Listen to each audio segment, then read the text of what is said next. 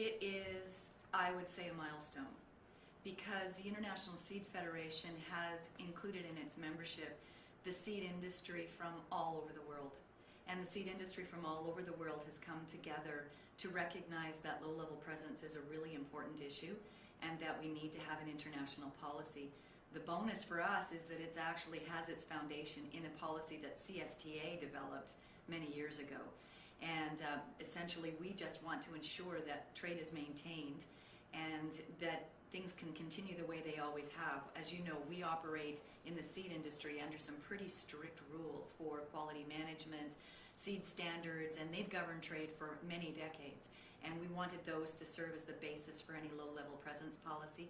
And both the Seed Association of the Americas, which includes regulators, by the way, and the International Seed Federation now recognize that it's a substantial step.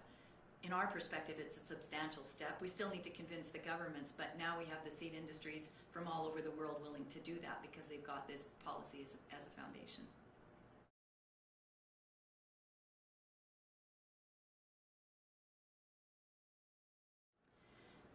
One of our main objectives is to create the environment that industry needs to invest. So that means we want to create an environment where they have the intellectual property protection tools, for example, that allow them to recoup a return on their investment so they can in turn invest. We just did an investment survey that shows that the seed industry, the private sector, actually invested in 2012 almost 5% of their domestic sales in research and development.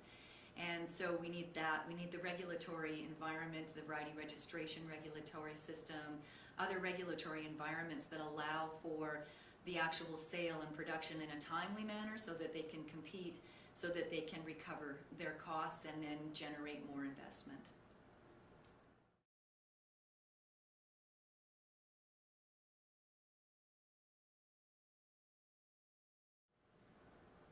I can't answer that because it's actually a government decision on whether or not to amend our legislation, but I can speculate. And my speculation is that it was a difficult political process. There's a lot of misunderstanding around what it means to move to the UPOV 1991 convention. And yes, we are one of the only developed countries, if not the only developed country, that's still not compliant with UPOV 1991, even though we signaled our intention to do that in 1992.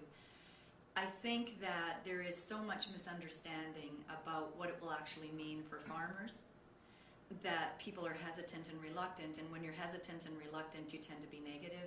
So there has been a fair bit in the past of negative response to moving our legislation to comply with 1991. Fortunately, that's changed, and farmers are now coming to realize that what is happening is that not only are we not getting the investment by Canadian companies in Canada, but there are international companies now that are very reluctant to provide their genetics and their new varieties to Canadians because it can't be protected in Canada the way that it can be protected in other countries. So farmers really are starting to understand now that this is one of the reasons that we're falling behind in cereals in Canada, and they are starting to support a move to change the legislation. A lot of the investment in oil seeds, canolas and soybeans, or in corn, is by the private sector because the private sector can recoup their investments so that they can generate more investments. And that's because they can use patents to protect their intellectual property or contracts to protect their intellectual property that ensures that they can generate a return. In crops like cereals, for example, that is not an option because they're open pollinated crops. There's a lot of saved seed. So the only real protection they can use is plant breeders' rights. And it doesn't generate the return in its current form that's required, and it doesn't provide the option for other ways to collect the finances. And as I said before, it doesn't give the comfort to international investors to actually bring their varieties into Canada to serve as basis for our breeding programs or for valuation for use in Canada. So our farmers are moving out, are losing out on that. So right now where we are, we actually have letters from European countries that are saying they will not send their varieties to Canada because they can't protect them. So our breeders are losing out because they're not generating the funds they need to actually fund new research. they're also losing out because they're not getting access to exciting new sources of germplasm or other varieties to continue their breeding opportunities.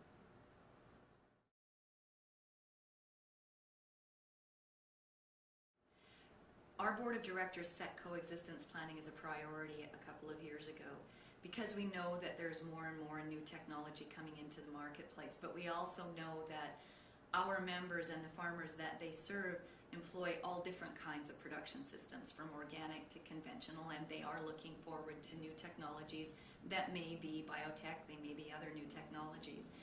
Our objective is to ensure that all of those production systems can still be used, or they can coexist. So farmers and our seed company members can continue to have the choice to employ the production system that works best for them.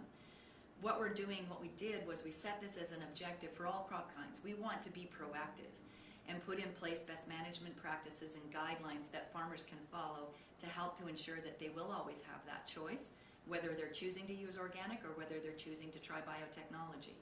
And we started out with alfalfa hay in eastern Canada because it was the closest to commercialization, and we have just completed, through a very, very long process, we have just completed a coexistence plan that includes voluntary best management practices for farmers to follow to ensure that alfalfa hay in eastern Canada can be produced either for organic markets, for conventional markets, or for markets that tolerate genetically modified alfalfa.